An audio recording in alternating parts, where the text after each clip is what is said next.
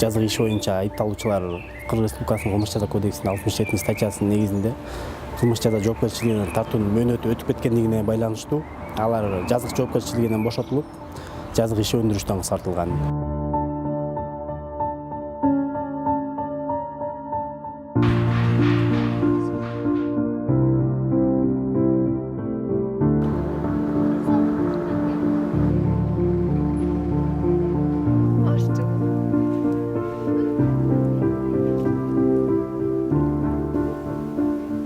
Диагнозду койгучу чейин биз үйү бар үйүнү сатты, чеги бар чегини сатты, машинасы бар машинасын сатты. Бар жогубузду түгөтүп бүттүк да. Эч бала жок азыр бизге. Мамлекет азыр 4000 сом эле акча берет балдарга.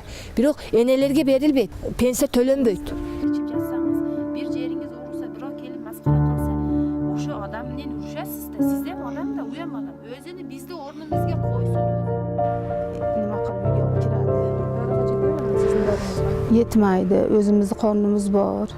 Katta yeyish kerak. U bolalar jichcha pastroq yuzsiz ovqat yesa, isitmasi tushmay, og'rib kechasi bilan qiylanib chiqadi, dori kuchli.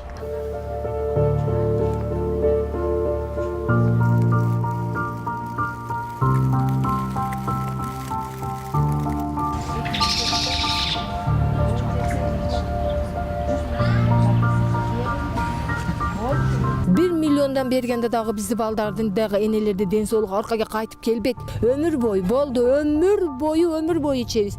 Биз бу орууну сатып алдык да. Биз сатып алдык деп ойлойм. 2 сомдук шприцти деп биз сатып алдык да ошо орууну.